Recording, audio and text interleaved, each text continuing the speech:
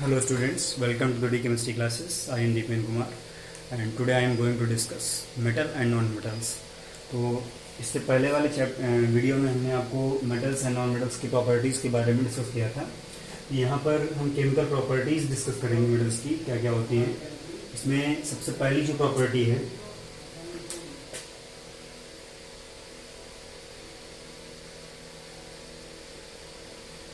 देख सकते हैं यहाँ पे मेटल ऑक्सीजन से रिएक्ट करके ऑक्साइड बनाती है। यहाँ पे देख सकते हैं metal combines with oxygen to form metal oxide. ठीक है, तो अब इसमें बात ये आती है कि जो मेटल ऑक्साइड है उनका नेचर कैसा होगा। ठीक है, क्योंकि यहाँ पे ज़रूरी नहीं है कि सारे मेटल ऑक्साइड एक ही जैसे नेचर के हों। तो यहाँ पे एग्जांपल में देख सकते हैं, जैसे आपका कॉपर है, ऑक्सीजन से रिएक्शन करता है तो कॉपर सेकेंड ऑक्साइड बनाता है। और इस रिएक्शन में एक इम्पॉर्टेंट बात ये है कि आपको उनके कलर भी ध्यान रखना है। ठीक है, जो आपका कॉपर मेटल होता है रेडिश ब्राउन या रेड ब्राउन होता है, और ये जो आपका है कॉपर सेकेंड ऑक्साइड ये ब्लैक होता है। तो कभी कभी क्वेश्चन आता है कि कॉपर को जब ओपन एटमॉस्फेयर में रख दिया जाता है तो वो थोड़ा सा उसका आउटर सरफेस ब्लैक हो जाता है। तो ब्लैक क्यों हो जाता है? क्योंकि यहाँ पर उसका जो कॉपर सरफेस है वो कॉपर सेकेंड ऑक्साइड से कवर हो जाता है। जब वो कवर हो जाता है तो वहाँ पर वो आपका जो ब्लैक कलर होता है जिसका वो उसके साथ दिखता है। तो इसलिए जो कॉपर है जब उसको ओपन एटमॉस्फेयर में उसको हम प्लेस कर देते हैं, रख देते हैं, तो वो आपका उसका आउटर सरफेस ब्लैक हो जाता है क्योंकि वहाँ पर कॉपर ऑक्साइड लेयर बन जाती है। तो इसलिए ये थोड़ा सा इंपॉर्टेंट है कि यहाँ पे कलर्स का भी हम थोड़ा सा ध्यान रखेंगे तो ज़्यादा अच्छा रहेगा।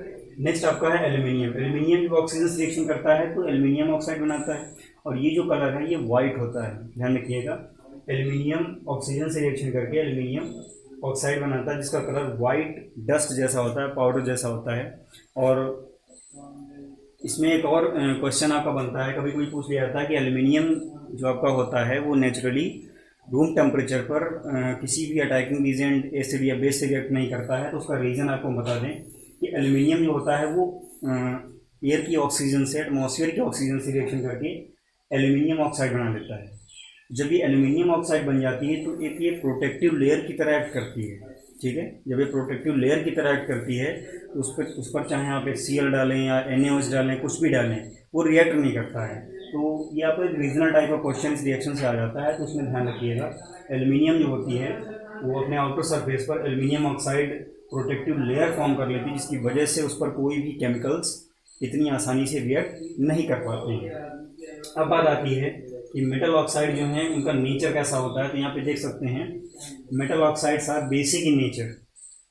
मेटल ऑक्साइड आपके ऑलमोस्ट मेटल ऑक्साइड जो होते हैं बेसिक नेचर में होते हैं, कुछ को छोड़कर। जैसे आपका एल्यूमिनियम ऑक्साइड है Al2O3 इसका फॉर्मूला है, जिंक ऑक्साइड है ZnO उसका फॉर्मूला है, लेड ऑक्साइड है PbO उसका फॉर्मूला है, एंड टिन ऑक्साइड है SnO उसका फॉर्मूला है। अब आपको बता दें कि ये जितने भी आपके ऑक्साइड हैं, चाहे आपका Al2O3 हो या फिर ZnO हो, PbO हो या फिर SnO हो, ये आपके बेसिक नेचर के नहीं होते हैं। ये आपके एम्फोटेरिक नेचर के होते हैं। एम्फोटेरिक का मतलब होता है जो एसिडिक एंड बेसिक दोनों नेचर्स को साइमल्टेनियसली रिप्रेजेंट करते हों, या दूसरे वर्ड्स में अगर हम ये कहें तो भी आपका गलत नहीं होगा कि ये जो आपके ऑक्साइड हैं ये एसिड से भी रिएक्ट कर लेते हैं और बेस से भी रिएक्ट करके साल्ट एंड वाटर बना लेते हैं।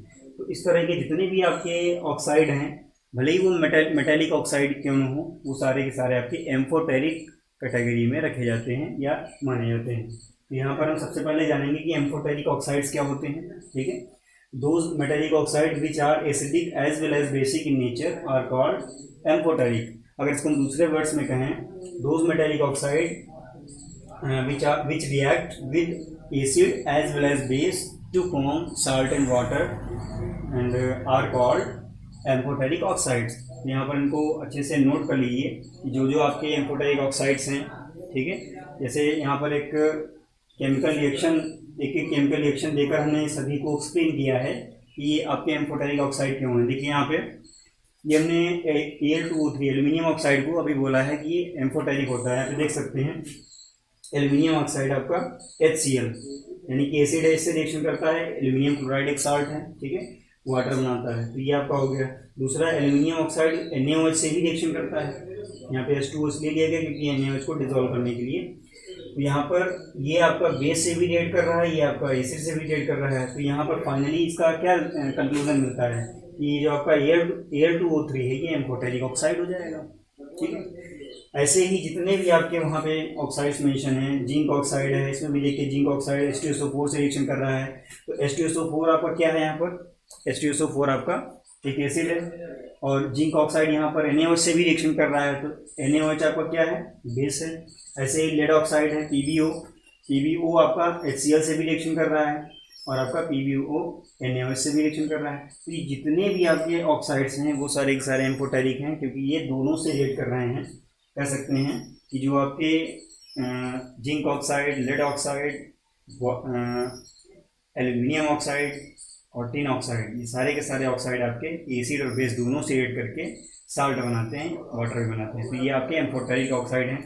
एक चीज़ आप और समझ लीजिए, क्वेश्चन हो सकता है आपसे ये भी कर लिया जाए कि which non metallic oxide is amphoteric oxide, क्योंकि अभी तक ये जो आपने भी स्टडी किया है उसमें मैंने आपको यही बताया है कि एम्फोटेरिक ऑक्साइड्स ही आपके जो मेटेलिक ऑक्साइड हैं वो एम्फोटेरिक ऑक्साइड होते हैं। बट यहाँ पर एक नॉन मेटेलिक ऑक्साइड भी है, हाइड्रोजन का ऑक्साइड H2O, ये आपका ऐसा है जो कि नॉन मेटेलिक ऑक्साइड है और ये एम्फोटेरिक नेचर का होता है। देख सकते हैं यहाँ पे पहला जो रिएक्शन है H2O प्लस HCl, HCl आपका क्या है, एक एसिड है, यानी H2O यहाँ पर HCl से भी रिएक्शन कर रहा है। ठीक है, और H2O आपका NH3 जो कि बेस है, इसको अमोनिया कहते हैं, तो इससे भी रिएक्शन कर रहा है। तो दोनों से रिएक्शन कर रहा है, तो उसका मतलब ये क्या हो जाएगा, एम्फोटेरिक ऑक्साइड हो जाएगा। तो ये जो ग्रीन इंसेट में आपको हमने बताया है ये थोड़ा ज़्यादा इंपॉर्टेंट है, इसको बहुत अच्छे से लर्न करिएगा। और जो अगर आपसे कोई क्वेश्चन पूछा जाता है एम्फोटेरिक ऑक्साइड से रिलेटेड, तो आई थिंक आपको एक केमिकल एविडेंस जरूर देना पड़ेगा। यानी कि अगर पूछा जाता है कि वाई ZnO या how ZnO is an amphoteric oxide, तो आपको दोनों केमिकल रिएक्शन मेंशन करने पड़ेंगे, एक आपका एसिड वाला और दूसरा आपको बेस के साथ मेंशन करना है।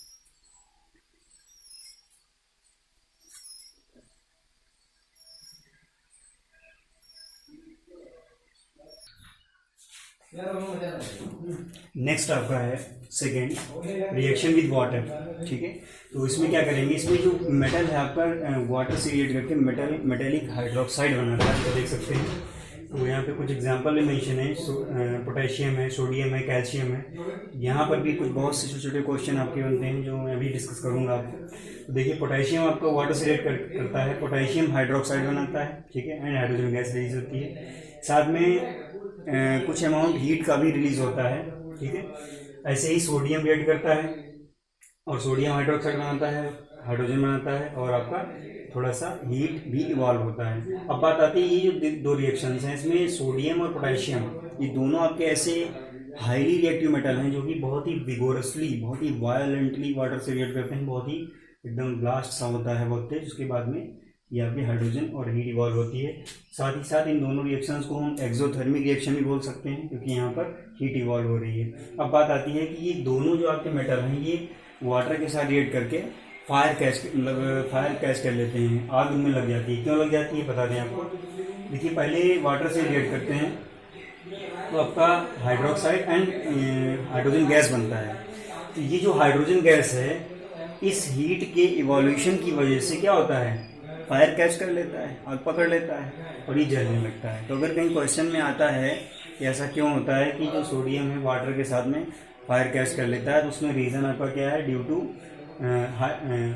Formation of hydrogen and evolution of heat. ठीक है, या ऐसे लिख सकते हैं, due to exothermic reaction hydrogen formed in the reaction या during the reaction catches fire, that's why sodium react with water to catch fire. यहाँ पे ये रीज़न आप मेंशन कर सकते हैं। लास्ट आपका रिएक्शन है कैल्शियम हाइड्रोक्साइड बनता है, बट कैल्शियम इतना ज़्यादा रिएक्टिव मेटल नहीं है कि वो आपका एक्सोथर्मिक रिएक्शन शो करे। तो यहाँ पे हमने इसको मेंशन भी किया है, ध्यान रखिएगा। ये जो आपका इंसर्ट में मेंशन है, और नेक्स्ट आपका एक नोटेबल पॉइंट है एल्यूमिनियम। ठीक है, एल्यूमिनियम है, आयरन है, जिंक है, ये आपके ऐसे मेटल हैं जो कि रूम टेम्परेचर पर या फिर हॉट या कोल्ड वाटर से रिएक्शन ही नहीं करते हैं, क्योंकि इनके ऊपर एक ऑक्साइड लेयर होती है। ठीक है, जैसा कि बताया था, बट ये स्टीम से रिएक्शन कर लेते हैं। जो वाटर का स्टीम होता है बहुत ही हाईली रिएक्टिव उसमें मॉलिक्यूल्स होते हैं वाटर के, तो वो क्या करते हैं, वो इन दोनों मेटल से या जितने भी आपके मेटल के ऊपर मेंशन है इनसे रिएक्ट करके oxide and hydrogen gas form कर लेते हैं। यहाँ पे देख सकते हैं एल्यूमिनियम वाटर से रिएक्शन करता है, एल्यूमिनियम ऑक्साइड बनता है, हाइड्रोजन गैस रिलीज होती है। दूसरा आपका है आयरन, आयरन वाटर से रिएक्शन करता है, तो यहाँ पर आयरन ऑक्साइड बनता है और लास्ट में आपका हाइड्रोजन गैस बनता है। नेक्स्ट आपका नोटेबल पॉइंट है लेड, कॉपर, सिल्वर, गोल्ड। ये आपके ऐसे मेटल हैं जो कि किसी भी कंडीशन में वाटर से रिएक्शन नहीं करते हैं, क्योंकि ये वाटर के लिए इनर्ट मेटल है। इनर्ट मेटल का मतलब होता है वो बिल्कुल रिएक्ट ही नहीं करते, नॉन रिएक्टिव मेटल्स, ठीक है। इनर्ट वर्ड मीन्स का मतलब ही होता है, इनर्ट का वर्ड, इनर्ट का मतलब ही होता है कि ऐसे स्पीसीज जो किसी से रिएक्ट ही ना करते हों, या एटलीस्ट जो आप यहाँ मेंशन कर रहे हैं उससे रिएक्ट नहीं करते हों, तो ये आपके इनर्ट मेटल हैं, इस वजह से ये रिएक्शन नहीं करते हैं। एक चीज़ और है कि जब मैग्नीशियम फायर जो होता है, मैग्नीशियम वायर को आप जलाएं, ठीक है, जब वो जलने लगे तो उसको बुझाने के लिए कभी भी वाटर का इस्तेमाल नहीं करना चाहिए। क्यों नहीं करना चाहिए? क्योंकि जब ऐसा आप करेंगे, या मैग्नीशियम वायर को आप जब फायर कर रहे हैं, जला रहे हैं, उसको बर्न कर रहे हैं, उसका कम्बशन कर रहे हैं, तो अगर उस समय आप वाटर उस पर थ्रो करते हैं तो वो वाटर के साथ रिएक्शन करके क्या करता है, वो उस फायर को और एक्साइट कर देता है और स्ट्रॉन्ग कर देता है और तेज हो जाती है। तो यहाँ पे मैंने मेंशन भी किया है कि can not use water to extinguish a magnesium fire because magnesium react with water to make fire stronger. यानी कि मैग्नीशियम जो आपका मेटल है वो वाटर से रिएक्शन करके फायर को और भी बढ़ा देता है। तो ये कुछ आपके पॉइंट्स थे, और ये आपकी सेकेंड प्रॉपर्टी है मेटल्स की, उसको ध्यान रखिएगा।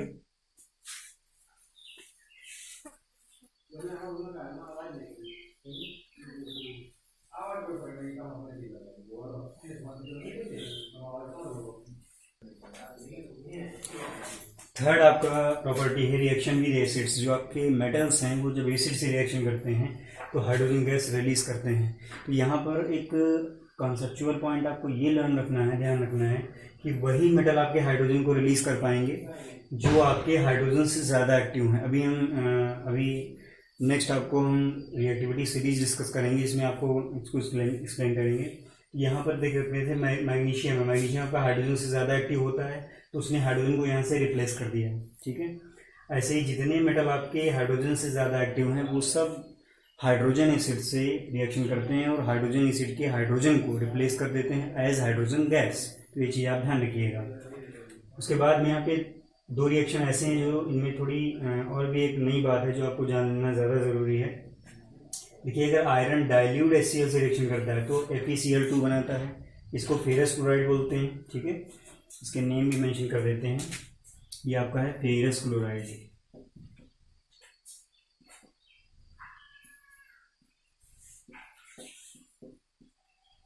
Ferrous chloride. बट जब ये कंसनट्रेट CuNC यहाँ पे लिखा है, शॉर्ट फॉर्म्स का होता है DIL, ये डाइल्यूट के लिए होता है। तो ये आपको कंसनट्रेट HCl जब इससे रिएक्शन करता है तो ये फेरिक क्लोराइड बनाता है।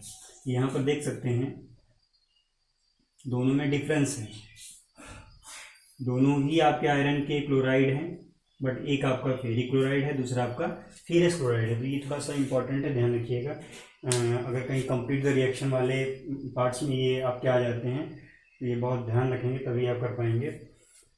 नेक्स्ट आपका है मेटल्स जो होते हैं वो HNO3 से रिएक्शन नहीं करते हैं, ठीक है। यहाँ पे जैसे भी हमने ऊपर बोला था कि हाइड्रोजन गैस रिलीज करते हैं, तो यहाँ देखें HNO3 जो है नाइट्रिक एसिड, ये भी आपका हाइड्रोजन एसिड है। तो यहाँ मेटल इससे रिएक्ट करके इससे भी हाइड्रोजन को बाहर कर देना चाहिए, बट ऐसा नहीं होता, इसलिए यहाँ पर इसको हमने एक स्पेशल पॉइंट के तरह मेंशन किया है। तो मेटल HNO3 यानी कि नाइट्रिक एसिड से रिएक्शन करके हाइड्रोजन गैस नहीं बनाते हैं, ठीक है। केवल दो ही मेटल आपके ऐसे हैं, मैग्नीशियम और मैग्नीज, ये आपके HNO3 से रिएक्शन करके हाइड्रोजन गैस बनाते हैं। तो ये जो HNO3 से ऑलमोस्ट जो मेटल हैं वो रिएक्ट करके हाइड्रोजन गैस नहीं बनाते, उसका रीज़न मैं बता दूँ आपको। HNO3 बहुत ही हाईली ऑक्सीडाइजिंग एजेंट है, ठीक है, बहुत ही हाईली ऑक्सीडाइजिंग एजेंट है। ये जब मेटल से रिएक्शन करता है तो हाइड्रोजन गैस बनता है उसमें, बट वो हाइड्रोजन गैस को क्या करता है, ऑक्सीडाइज कर देता है वाटर में। तो हमको ये लगता है कि उसमें हाइड्रोजन गैस नहीं बन रहा है, बट ये उसमें क्या करता है, हाइड्रोजन गैस को ऑक्सीडाइज कर देता है वाटर में, और खुद जो है नाइट्रोजन के ऑक्साइड्स में ऑक्सीडाइज हो जाता है। जैसे आपका N2O है, ठीक है, NO है और NO2 है। इसमें N2O जो है इसको नाइट्रस ऑक्साइड बोलते हैं, और नाइट्रस ऑक्साइड के साथ साथ इसका एक कॉमर्शियल नेम है लाफिंग गैस, ठीक है। इसको सूंघने के बाद में हंसी आती है, तो ये N2O जो है ये लाफिंग गैस बोला जाता है। तो इनमें ये क्या होता है, ऑक्सीडाइज हो जाता है। इस तरह से हमें हाइड्रोजन जो है वो किसी भी तरह से रिजल्ट में नहीं मिलता है। बट जो आपके मैग्नीशियम और मैग्नीज हैं ये रिएक्ट करके उसको ऑक्सीडाइज करने से रोकते हैं, इसलिए यहाँ पर हाइड्रोजन गैस बनाने में ये एबल है। तो आई थिंक ये आपके लिए बहुत ही इंपॉर्टेंट है। और यहाँ पर थर्ड केमिकल प्रॉपर्टी था मेटल का, जो एसिड से रिएक्ट करके आपके हाइड्रोजन गैस को रिलीज करते हैं। एक और इसमें जानने लायक बात है, यहाँ पर जिंक से रिलेटेड है। देख सकते हैं यहाँ पर ये जो आपका रिएक्शन था जिंक वाला, ये रिएक्शन, इसके लिए ये पॉइंट है आपका, क्या है, zinc turns black because hydrogen gas form in the reaction forms fine packets. These fine packets trap the incoming light and reflect very little and making surface appears black। यानी कि ये माना जाता है कि जो जिंक है आपका वो ब्लैक दिखता है, ठीक है। यहाँ पर जब HCl से रिएक्शन करता है उसके बाद में ब्लैक सा हो जाता है, तो उसका रीज़न क्या है, जिंक जो है जब हाइड्रोजन गैस इसमें इवॉल्व होती है, इस रिएक्शन में देख सकते हैं जिंक प्लस 2HCl है, उसके बाद ZnCl2 है एंड H2 लिखा हुआ है। तो ये जो हाइड्रोजन गैस है ये क्या करती है, ये छोटे छोटे पैकेट्स बनाती है, ठीक है। तो जब इस पर हम लाइट फॉल करते हैं, लाइट इंटरेक्ट कराते हैं, तो उस लाइट को क्या करता है, वो एब्जॉर्ब कर लेते हैं, पैकेट्स जितने भी होते हैं वो सब एब्जॉर्ब कर लेते हैं। बहुत ही कम पार्ट जो होता है लाइट का या कम अमाउंट लाइट का वो बाहर जा पाता है, इमिट हो पाता है, ठीक है, रिफ्लेक्ट हो पाता है। तो इस वजह से उसका जो सरफेस है जिंक का वो ब्लैक दिखने लगता है। तो ये थोड़ा सा फिजिकली एंड केमिकली दोनों तरह से इम्पॉर्टेंट है, लर्न रखिएगा इसे। तो ये आपका थर्ड प्रॉपर्टी था।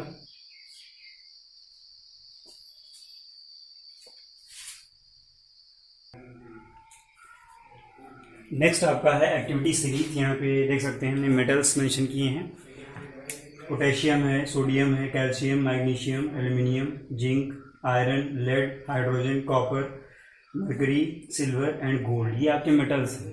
तो ये एक पैटर्न है, एक सीरीज है, ठीक है, डिक्रीजिंग ऑर्डर में किसके रिस्पेक्ट में, रिएक्टिविटी, जो आपकी मेटल्स की रिएक्टिविटी है डाउन द सीरीज क्या है, डिक्रीज होती जाती है। तो अब बात आती है सबसे ज़्यादा एक्टिव मेटल कौन सी होगी इनमें सब में, सबसे ज़्यादा एक्टिव हो जाएगी पोटेशियम, ठीक है, जो यहाँ पे लिखा भी है मोस्ट रिएक्टिव। और सबसे लास्ट में जो आपकी है ये आपकी हो जाएगी लीस्ट रिएक्टिव। तो यहाँ पर ये आपकी मेटल एक्टिविटी सीरीज है, जिसका यूज़ क्या है मैं आपको बता दूं। जैसे आपसे क्वेश्चन किया जाए, कॉपर हाइड्रोजन से ज़्यादा एक्टिव है, ठीक है, नहीं, क्योंकि कॉपर नीचे है हाइड्रोजन से। जो मेटल जिससे नीचे है वो लेस रिएक्टिव है, यानी कि जिस मेटल के ऊपर जितनी भी मेटल्स हैं वो सारी एक्टिव मेटल हैं। अब देखिए अगर आपसे क्वेश्चन कट किया जाए कि कॉपर सल्फेट से, जैसे CuSO4 है, इससे अगर जिंक रिएक्शन करता है, ठीक है, तो क्या ZnSO4 बनाएगा, यानी कि क्या इससे रिएक्शन करेगा और कॉपर को हटा देगा। तो यहाँ सबसे पहले आप इस एक्टिविटी सीरीज में आएंगे और यहाँ पर देखेंगे कि कौन सा किससे ऊपर है। तो यहाँ पे देख सकते हैं कॉपर ये है, ठीक है, जिंक कॉपर से ऊपर है। तो अब ये क्या करेगा, कॉपर को कॉपर सल्फेट से बाहर कर देगा, क्योंकि ये कॉपर से ज़्यादा एक्टिव है जिंक। तो यहाँ पर ये रिएक्शन क्या हो जाएगी, हो जाएगी, पॉसिबल होगा। यहाँ पे लिख सकते हैं दिस रिएक्शन इज पॉसिबल, यहाँ पे because copper is more reactive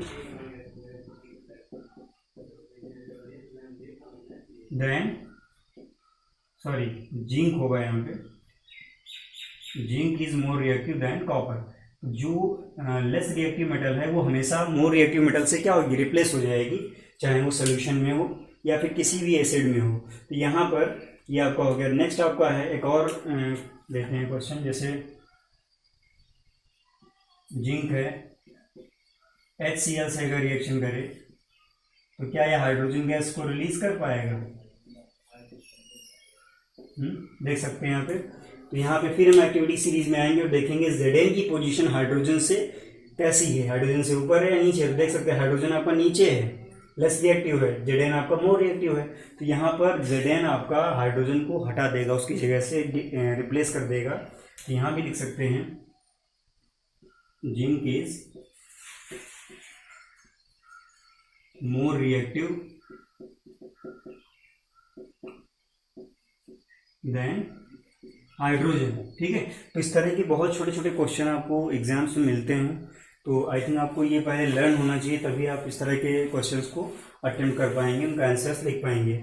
एक और एग्जांपल लेते हैं, जैसे आपका जिंक सल्फेट है, या दूसरा कोई लेते हैं मैग्नीशियम सल्फेट है, MgSO4। अगर इससे आपको बोला जाए कि इससे आपका आयरन रिएक्ट करता है, ठीक है, तो सबसे पहले एक काम करेंगे कि रिएक्टिविटी सीरीज को चेक करेंगे और आयरन की पोजीशन देखेंगे। ये आयरन जो है आपका ये मैग्नीशियम से या मैग्नीशियम के रिस्पेक्ट में कहाँ पे है, देख सकते हैं यहाँ पे जो आपका मैग्नीशियम है वो ऊपर है, आयरन आपका नीचे है। ठीक है, अब मैग्नीशियम को आयरन रिप्लेस नहीं कर पाएगा, क्यों? क्योंकि आयरन आपका लेस रिएक्टिव है Mg से, यहाँ मैग्नीशियम मोर रिएक्टिव है, क्योंकि डाउन द सीरीज आपकी रिएक्टिविटी डिक्रीज होती जाती है। तो यहाँ पर ये रिएक्शन आपकी होगी ही नहीं, यहाँ पे नो रिएक्शन। ठीक है, कभी कभी क्वेश्चन ऐसे ही पूछते हैं is this reaction is possible, तो आपको ये पहले पता होना चाहिए कि जो आपके मेटल्स हैं उसमें वो कौन सा ऊपर है किसके। ठीक है, तभी आप उसको पॉसिबल या इम्पॉसिबल बता पाएंगे। तो यहाँ पे लिख सकते हैं Fe is less reactive than Mg। ये चीज़ आप ध्यान रखिएगा। तो ये आपकी एक्टिविटी सीरीज है, इसका यहाँ तक एप्लीकेशन है। इस तरह के आपके क्वेश्चंस एग्जाम्स में आ जाते हैं जो आप नहीं अटेम्प्ट कर पाते हैं, करते हैं तो कन्फ्यूज़न रहती है। तो आई थिंक इसको अगर आप लर्न कर लेते हैं तो कोई कन्फ्यूज़न आपको नहीं रहेगी। और ये जो आपकी एक्टिविटी सीरीज है इसको सीक्वेंस से लर्न कर लीजिए, तो इस तरह के जो भी आपके क्वेश्चंस आते हैं एग्ज़ाम में, या मल्टीपल चॉइस में या फिर एक्सप्लेनेशन टाइप में या किसी भी तरह के, वो आपसे बहुत ईजिली हो जाएंगे। और अभी आपको एक वर्कशीट मिलेगी जिसको आपको सॉल्व करना है, और जो वर्कशीट है वो उसके जो क्वेश्चंस हैं वो आई थिंक आपके वीडियो बेस्ड हैं। तो वीडियो को प्लीज़ स्किप करके मत देखिए, उसको पूरा देखिए। अगर आप स्किप करके देखेंगे तो उसकी वर्कशीट आपसे ईजिली नहीं हो पाएगी, या बहुत से क्वेश्चन ऐसे होंगे जो आपसे बिल्कुल नहीं हो पाएंगे। और अगर आप स्किप करके वीडियो को नहीं देखते हैं, पूरा वीडियो देखते हैं, तो आई थिंक कोई भी क्वेश्चन आपका प्रॉब्लम नहीं क्रिएट करेगा।